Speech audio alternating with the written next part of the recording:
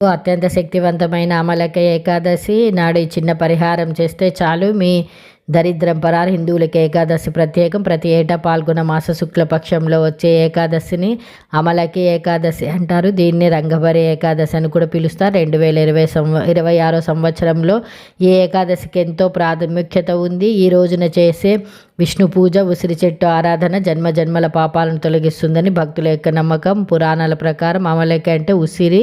బ్రహ్మదేవుడిని సృష్టించిన సమయంలోనే శ్రీ మహావిష్ణువు ఉసిరి చెట్టును కూడా సృష్టించాడని, వృక్షంలో విష్ణుమూర్తి నివసిస్తాడని శాస్త్రాలు చెబుతున్నాయి. అందుకే ఈరోజు ఉసిరి చెట్టుకు పూజ చేయడం వల్ల సాక్షాత్తు శ్రీహరి కృప లభిస్తుంది. ఏకాదశి తిథి ప్రారంభం ఫిబ్రవరి 26, 2026 అర్ధరాత్రి 12:33 నుంచి. ఏకాదశి ముగింపు ఫిబ్రవరి 27, 2026 రాత్రి 10:32కి ముగుస్తుంది. బ్రహ్మముహూర్తం నిద్ర లేచి పవిత్ర నదిలో లేదా ఇంట్లోనే గంగాజలం కలిపిన నీటితో స్నానం చేసి పసుపు రంగు వస్త్రాలు ధరించాలి. సమీపంలోని ఉసిరి చెట్టు వద్దకు వెళ్ళి చుట్టూ శుభ్రం చేసి ధూప దీపాలు వెలిగించాలి.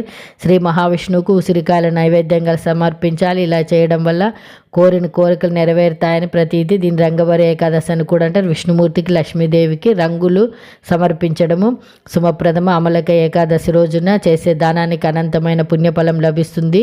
ముఖ్యంగా ఉసిరికాయల గుప్తదానం ఎంతో విశేషమైనది. ఒక రాగి లేదా ఇత్తడి పాత్రలో కొన్ని తాజా ఉసిరికాయలు తగినంత దక్షిణ ఉంచాలి. దీన్ని పసుపు రంగు వస్త్రంలో కప్పి ఎవరికి తెలియకుండా బ్రాహ్మణుడికి లేదా అవసరంలో ఉన్న వారికి దానం చేయాలి.